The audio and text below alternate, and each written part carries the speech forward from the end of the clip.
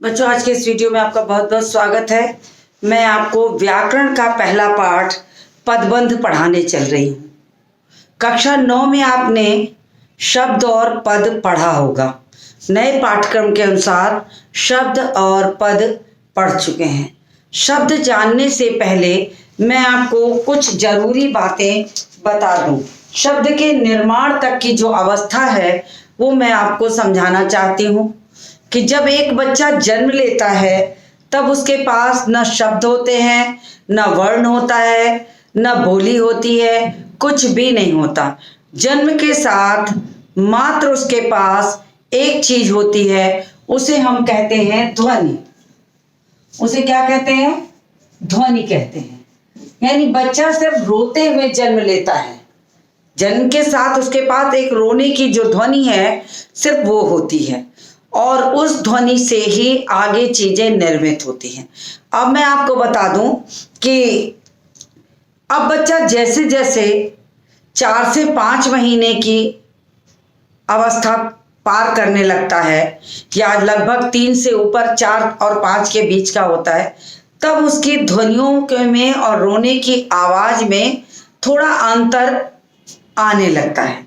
अब उसकी रोने की ध्वनि में जो शब्द, जो आवाज सुनाई पड़ती है, उनमें वर्णों की ध्वनि आने लगती है। जो हमारे स्वर होते हैं उन वर्णों की ध्वनि भी उसमें सुनाई पड़ने लगती है। और प्रायः जब बच्चा रोता है तो घर वाले उसके मुंह पर थप थप की आवाज करते हैं, उससे भी उसके मुंह में जो वर्णों की आवाज सुनाई पड़ती है। और धीरे धीरे बच्चा जो रहता है, सबसे पहले स्वर आ ऊ करके वो परिवर्तन होती है उसके ध्वनि के रोने की, और स्वर उसमें जन्म लेते हैं। और फिर बच्चा जब 6 महीने के आसपास का हो जाता है तब उसके स्वरों के साथ कभी कभी व्यंजन भी जुड़ने लगते हैं। अब वो स्वर से व्यंजन के रूप में आ गया। यानी ध्वनि जब थोड़ी विकसित होती है तो विकसित होकर किस में परिवर्तित होती है? वर्णों में। वर्णों का निर्माण होता है। वर्णों का निर्माण होता है। तो वर्णों का निर्माण होता है। अब वर्णों के बाद इसके दोनों ध्वनि जो रहती वर्णों में जाती है, और वर्ण में क्या हो जाता है? वर्णों में भी दोनों चीजें आ जाती हैं। पहला स्वर भी आने लगता है और उम्र के साथ साथ व्यंजन आने लगता है। अब स्वर व्यंजन जब दोनों आ गए तो और उम्र का जब मेल हुआ तब ये सार्थक रूप में जब मिलने लगते हैं, सार्थक रूप जब इनका जोड़ने लगता है तो बन जाता है शब्द। अब देखिए शब्द आ गया। अब प्रश्न उठता है कि शब्द तो आ गया, लेकिन ये शब्द की विशेषता क्या है? ये स्वतंत्र है। ये स्वतंत्र है। शब्द हम तभी कहते हैं जब वर्णों का सार्थक मेल हो और उसका अर्थ तो हम पता लगाएं मगर वो स्वतंत्र हो। जैसे अगर मैंने यहां लिखा म क ल, तो आप कहेंगे निरर्थक, ये शब्द बेकार है, रॉन्ग। लेकिन अगर हम यहां लिख देंगे क ल म, क म ल, अब ये क्या हुआ? ये पेन की अनुभूति देगा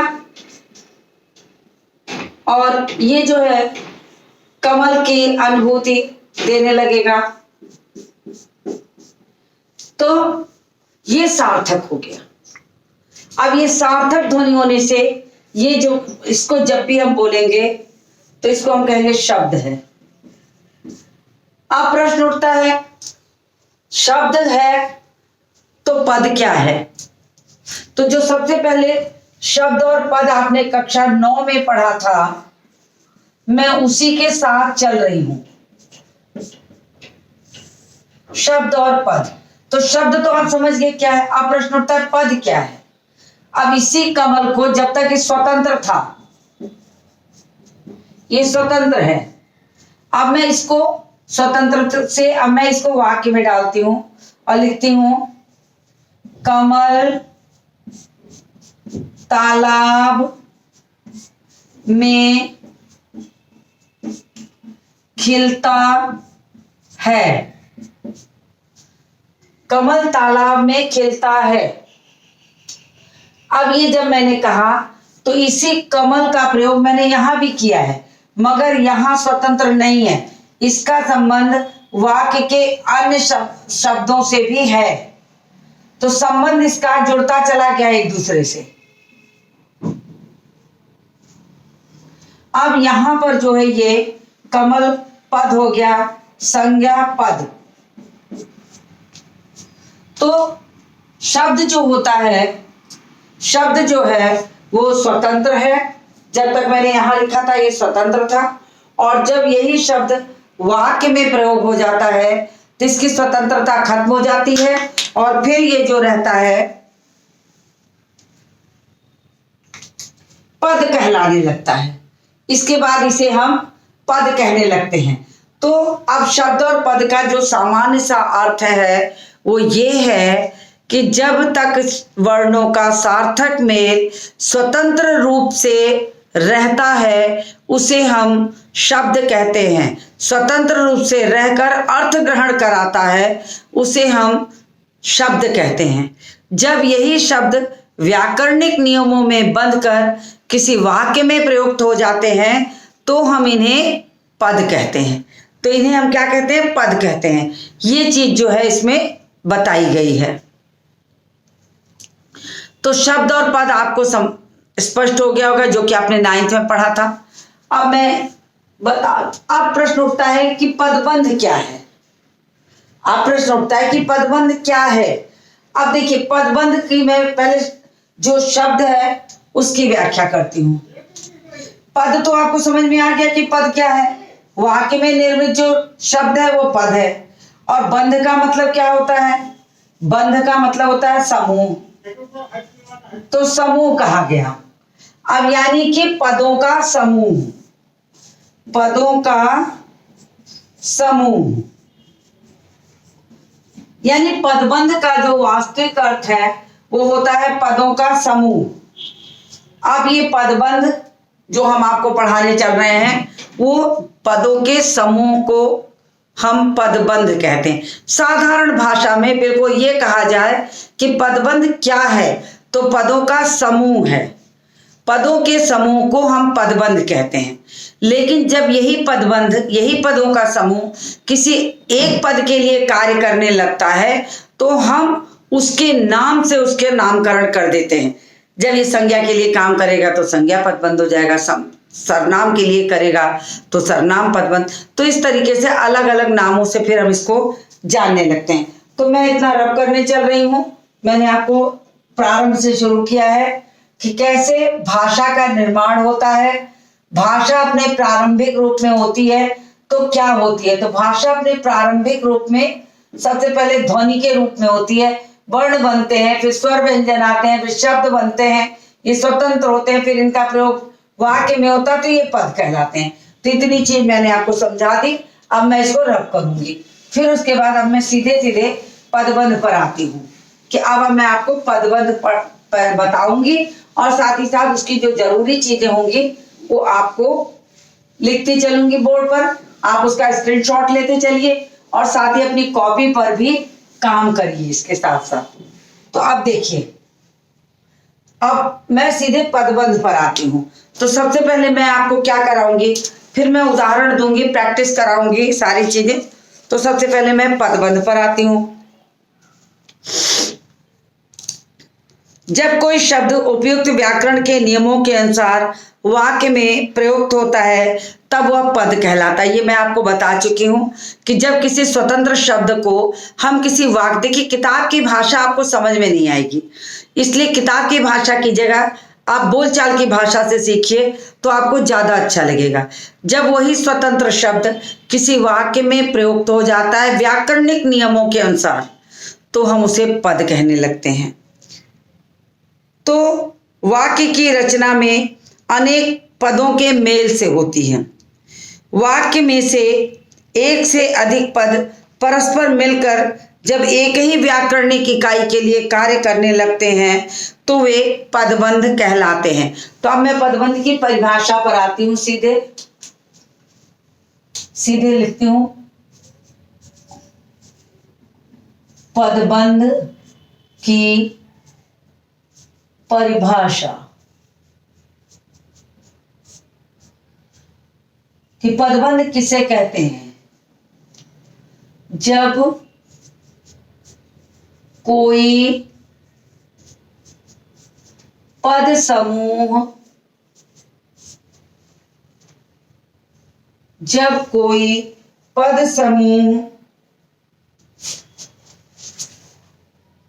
परस्पर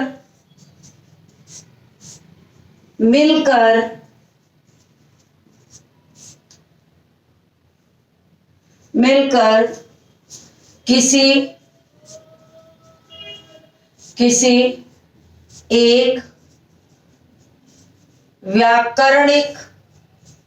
किसी एक व्याकरणिक इकाई के लिए कार्य करने लगता है, उसे पदबंध कहते हैं। जब कोई पद समूह परस्पर मिलकर किसी एक व्याकरणिक इकाई के लिए कार्य करने लगता है तो उसे हम पदबंध कहते हैं। तो अगर आपसे पदबंध की परिभाषा पूछी जाए तो आप इसको लिख सकते हैं। अब आप इसको अपने शब्दों में भी लिख सकते हैं कि कोई पद समूह जब किसी एक पद के लिए कार्य करने लगे तो उसे हम पदबंध कहते हैं। अब जैसे मैं एक आध उदाहरण लिख देती हूं। जैसे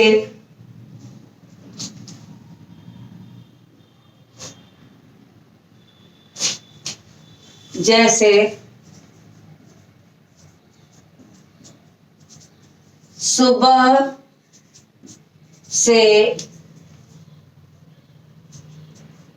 प्रतीक्षा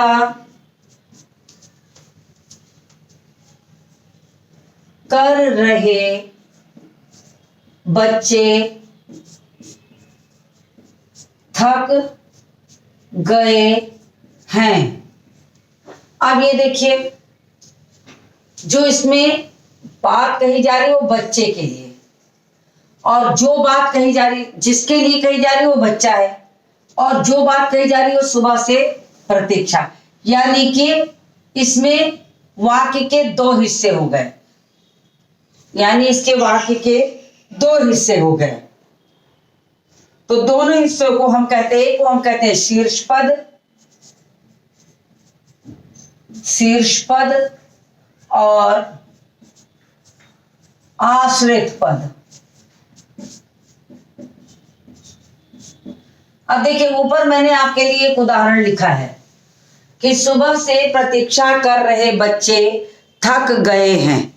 अब इसमें आपको अगर मैं कहूं कि आपको शीर्ष पद और आश्रित पद पहचानना है या अलग करना है, तो आपको कैसे पहचानना होगा? जिसके लिए बात कही जाएगी वो आपका शीर्ष पद होगा। तो जिसके लिए बात कही जाए उसे शीर्ष पद कहते हैं, और जो बात कही जाए उसे आश्रित पद कहते हैं। अब जैसे ऊपर जो वाक्य दिया है उसमें बच्चा शीर्ष पद और सुबह से प्रतीक्षा सुबह से प्रतीक्षा कर रहे,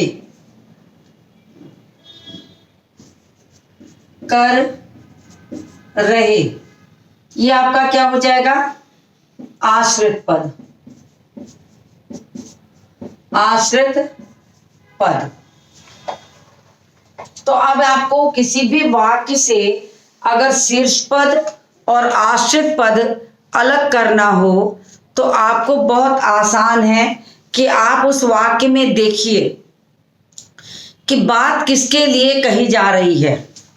जिसके लिए बात कही जा रही होगी वो हमेशा शीर्ष पद होगा, और जो बात कही जाएगी उसे हम कहते हैं आश्रित पद। यदि मैं कहूं कि सामने के मकान में रहने वाला लड़का मेरा मित्र है, तो हम बात किसके लिए कह रहे हैं? लड़के के लिए। लेकिन कौन सी बात कह रहे हैं? सामने के मकान में रहने वाला। अगर ये वाक्य मैं आपको दे दूं और आपसे कहूं कि इस वाक्य से शीर्ष पद और आश्रित पद अलग करें, तो बस आप इसी आधार पर शीर्ष पद और आश्रित पद अलग करेंगे कि जिसके लिए बात कही जाएगी वो आपका शीर्ष पद होगा और जो बात कही जाएगी वो आपका आश्रित पद होगा। बस इतने से ही आप ध्यान में रख सकते हैं कि कौन आश्रित पद है और कौन शीर्ष पद है। तो इस चीज को आपको ध्यान में रख के चलना है।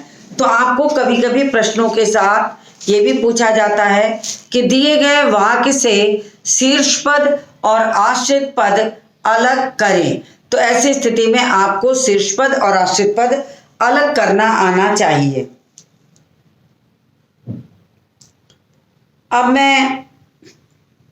तब मैंने आपको यहां पर शब्द, पद और पदबंध तीन चीजें बता दी। शब्द किसे कहते हैं, पद किसे कहते हैं और पदबंध क्या है। और पदबंध में मैंने बता दिया उसके दो हिस्से होते हैं। किसी भी पदबंध में या एक शीर्ष पद होता है, दूसरा आश्रित पद होता है। तो इतनी चार चीजें मैंने इसमें बता दी आपको। एक वाक्य और देती हूं। वसुदेव पुत्र कृष्ण ने कंस को मारा।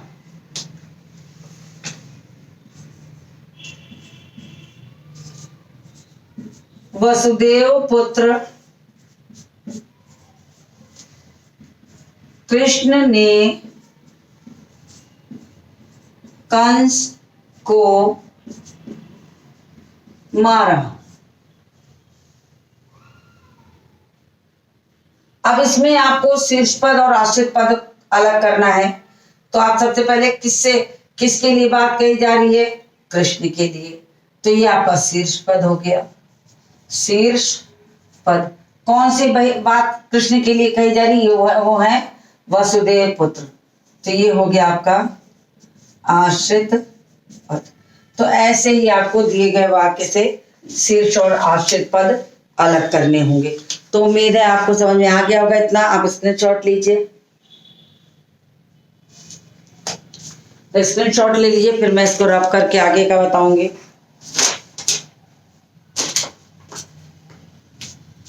मैं इसको रब करती हूं।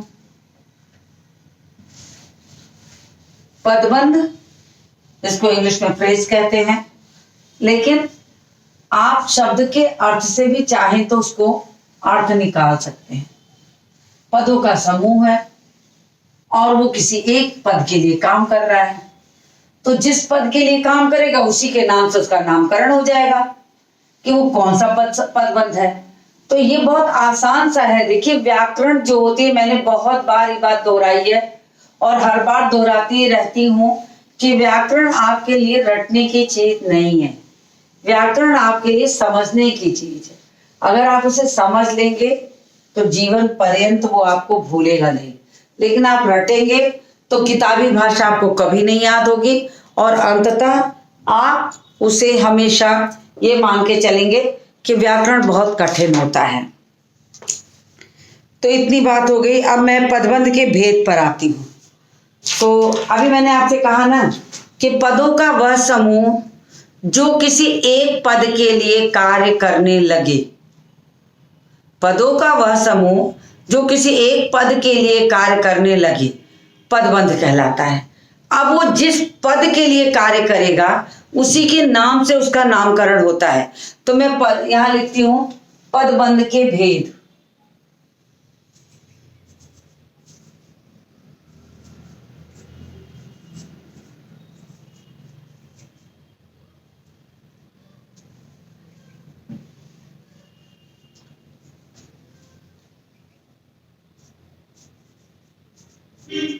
भेद तो पदबंध के जो है 5 भेद होते हैं। जो हमारे पद होते हैं वही उनके भेद होते हैं। पहला है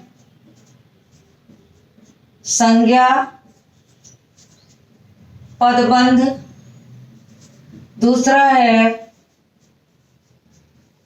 सर्वनाम पदबंध, तीसरा है विशेषण पदबंध, चौथा है क्रिया पदबंध और पांचवा है क्रिया विशेषण पदबंध। अब आपको मैं आपकी जानकारी के लिए बता दूं कि देखिए पदबंध पढ़ने के पहले आपको जितने पदों का नाम मैंने इसमें लिखा है, संज्ञा सर्वनाम विशेषण और क्रिया, ये सारे की परिभाषा और इसके भेदों की जानकारी होनी चाहिए। यद्यपि ये छोटी कक्षाओं का विषय है तो उम्मीद करती हूँ कि आपको ये आता होगा, लेकिन फिर भी जिन किन्हीं बच्चों को ये नहीं आता है उनका सबसे पहला कर्तव्य होता है कि वो संज्ञा सर्वनाम विशेषण क्रिया और क्रिया विशेषण की परिभाषा और उसको पहचानना सीख लें। अगर वो पहचानना जानते हैं, वाक्य में से सर्वनाम निकाल सकते हैं, वाक्य में से संज्ञा निकाल सकते हैं, वाक्य में से क्रिया पहचान सकते हैं, क्रिया विशेषण पहचान सकते हैं, तो उन्हें पदबंध बिल्कुल भी कठिन नहीं लगेगा। लेकिन प्राइमरी स्टेज की प्रारंभिक कक्षाओं की जो चीजें हैं, अगर आप उसे भूल गए होंगे तो आपका कर्तव्य है कि उसे दोहराइए, तभी आपको जा करके वो चीजें याद आएंगी और तभी आप समझ पाएंगे। तो इतना आपने उतार लिया होगा, इसका स्क्रीनशॉट लीजिए और साइड हेडिंग बनाइए संज्ञा पदबंध।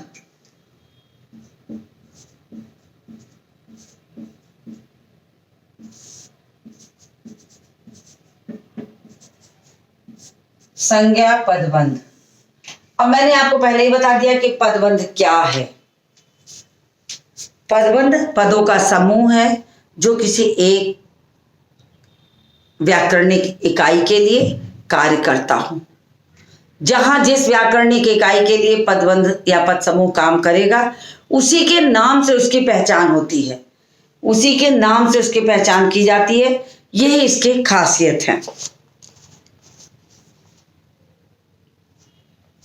अब देखिए, मैं इसकी परिभाषा लिखती हूं, उदाहरण बाद में समझाऊंगी आपको।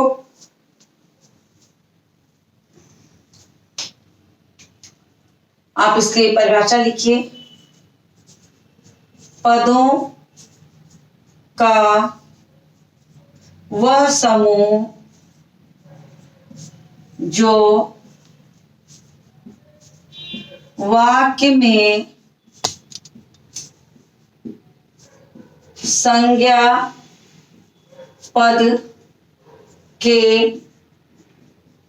लिए कार्य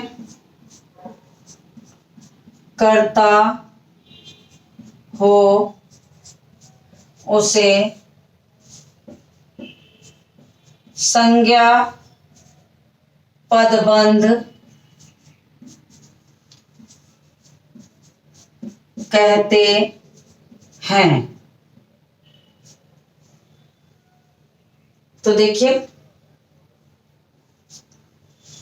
कि पदों का वह समूह जो वाक्य में संज्ञा पद के लिए कार्य करता हो उसे हम संज्ञा पदबंध कहते हैं। ये इसकी बिल्कुल साधारण भाषा की परिभाषा हो गई। अब मैं कुछ वाक्य लिखूंगी और आपको उसमें से पहचानना होगा कि संज्ञा पदबंध किसे कहते हैं।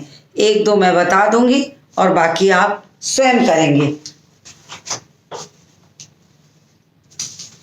आप उसी में उसका आश्रित और शीर्ष पद भी लगा के रखिएगा।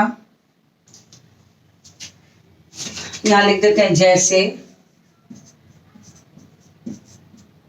जैसे पहला वाक्य है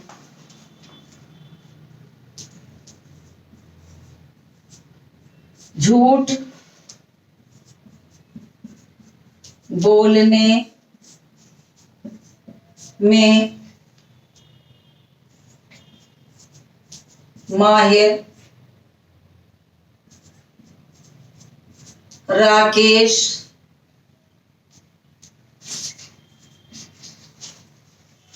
सबको धोखा देता है। दूसरा वाक्य है पड़ोस में रहने वाले शर्मा जी से मेरी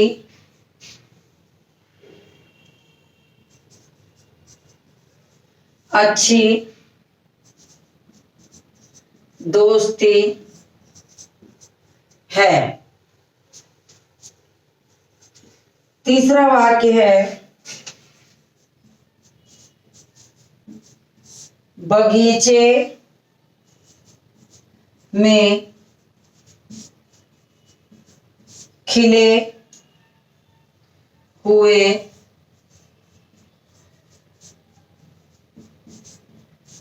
फूलों को देखकर मन प्रसन्न हो उठा।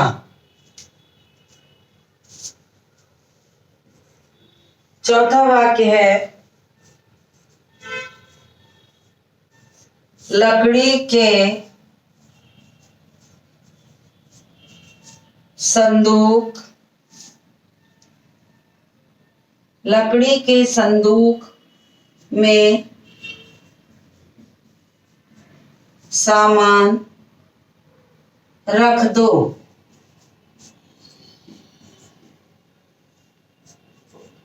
पांचवा वाक्य है घर के पीछे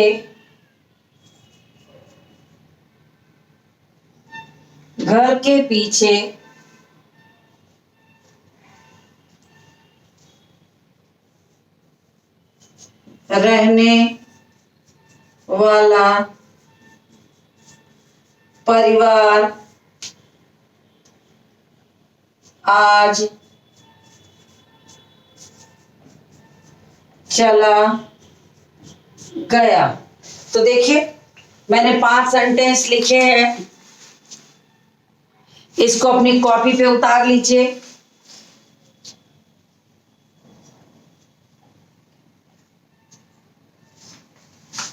और अब आपका काम क्या है कि आप इन सभी 5 वाक्यों में से सबसे पहले आप संज्ञा ढूंढ लीजिए। जैसे इसमें राकेश, राकेश इसका शीर्ष पद है और संज्ञा है, और बाकी वाक्य पद समूह जो है वो राकेश के लिए कार्य कर रहा है, तो ये यहाँ पर संज्ञा पदबंध हुआ। उसी तरह शर्मा जी संज्ञा है और बाकी पद समूह संज्ञा के लिए कार्य कर रहा है, तो शर्मा जी तक रेखांकित करें। उसी तरह फूल, लेकिन बगीचे में खिले हुए फूल पद समूह जो है इस फूल के लिए कार्य कर रहा है, तो ये संज्ञा पदबंध हुआ। फिर लकड़ी के संदूक, संदूक संज्ञा है, लेकिन उसकी विशेषता समूह बना रहा लकड़ी का, तो ये संज्ञा पदबंध हुआ। फिर उसके घर के पीछे रहने वाला परिवार, परिवार संज्ञा है और उसके बाद साथ जो काम कर रहा है पद समूह, वो इस परिवार के लिए कह रहा है, इसलिए ये पद समूह संज्ञा के लिए कार्य कर रहा है, इसलिए संज्ञा पदबंध हुआ। अब आपका होमवर्क है कि आप इन्हीं वाक्यों में से आप शीर्ष पद और आश्रित पद को अलग करके अपनी कॉपी पर लिख लीजिए। आप इसका स्क्रीनशॉट लीजिए, मैं किनारे हूं। तो यहां तक मैंने आपको पढ़ा दिया और अब इसके बाद की चीज को मैं अपने अगले वीडियो में बताऊंगी, तो और तब तक आप इसको दोहरा लीजिए। तो आज के इस वीडियो को यहीं समाप्त करती हूँ और मिलती हूँ आपसे अगले वीडियो में।